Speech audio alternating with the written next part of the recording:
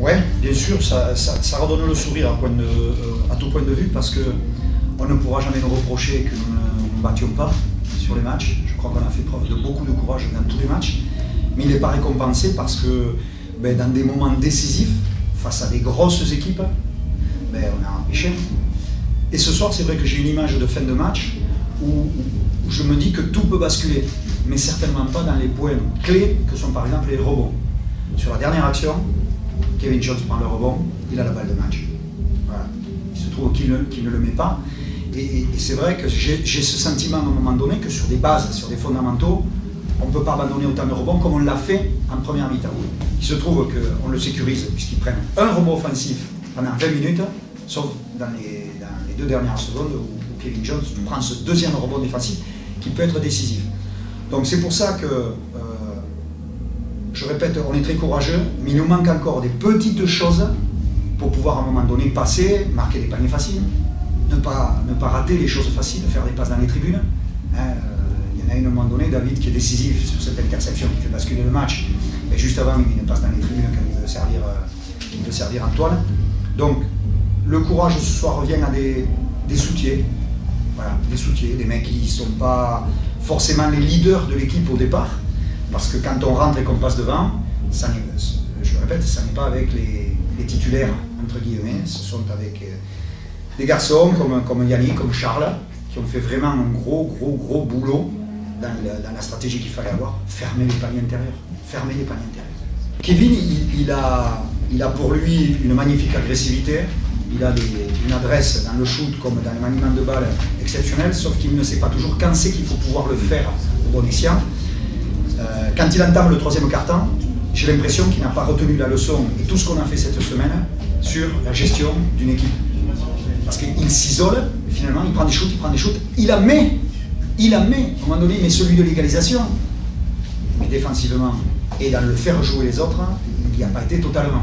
Donc, je répète, c'est un jeune joueur qui a besoin de comprendre et de voir les frustrations autour de lui pour réagir et puis ne plus faire ces bêtises-là. Mais là, c'est 2 fois successivement. Il faut des mecs à un moment donné qui soient couillus, quoi. Parce que moi je regrette, je vois dans la dernière minute 2 positions de shoot pour un joueur de chez nous, on ne les prend pas. C'est pas la peine alors d'avoir des gens qui sont censés gagner des matchs et statuer, c'est-à-dire installer dans un statut dans l'équipe pour cela, et ils ne le sont pas. Donc Marco, peut-être qu'il boue sur le banc, il prépare, et puis bon, il met un tir. Après, c'est toujours pareil, on ne va pas se taper sur la poitrine, faire Tarzan parce qu'il est rentré qu'il a marqué un panier, il aurait pu ne pas le mettre. David, j'avais peur de le laisser, je me dis, mais il faut le sortir, il va faire une cagade, ça n'a pas loupé. Mais si on le sort à ce moment-là, il n'a plus le statut, David, c'est un starter, rappelle-toi, du début de la saison. Et il se trouve qu'il va piquer ce ballon par un coup de, comme il a fait à Paris, un coup de génie offensif à Paris, un coup de génie défensif là, en se faisant oublier derrière et lui piquant le ballon. La victoire a été vitale pour les 2 clubs, bien sûr, parce que ça ne pouvait pas être un match avec un point d'écart ce soir. Les 2 clubs sont vraiment tellement proches. Nous étions tous un petit peu dans le doute, pour nous en tout cas, de capacité à gagner face à des grosses équipes. Et pour Cholet, continuer sur la belle prestation de Dijon. Donc les 2 équipes avaient une approche mentale quand même un petit peu similaire. Aujourd'hui, c'est eux qui vont douter encore plus, c'est nous qui nous relançons. Voilà. Par contre, on avait un mois de mars où il était inscrit qu'on devait quand même essayer de cartonner, d'engranger. Il ne faut pas relâcher une seconde. Et évidemment, ce qui nous attend contre le Havre, c'est pas facile. Ils font des performances qui sont un peu incompréhensibles d'ailleurs, tellement ils jouent de façon réaliste. Je le répète, on a des gens, c'est ce que j'ai dit dans le vestiaire avant le match. Ok, on a un bon groupe, on travaille super bien, on a un bon état d'esprit, mais c'est bon, ça suffit. C'est gagner qu'il faut.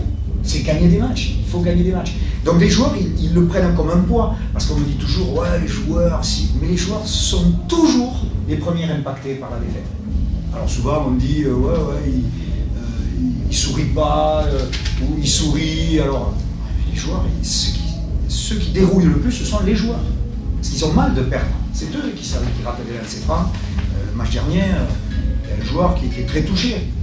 Il manque 2 lancers francs dans la dernière minute. Si on passe à 6, si on nous revoit, quoi. Voilà, donc ça marque, donc c'est eux les premiers. Du coup, dès qu'il y a une victoire, c'est une libération, surtout dans ce contexte.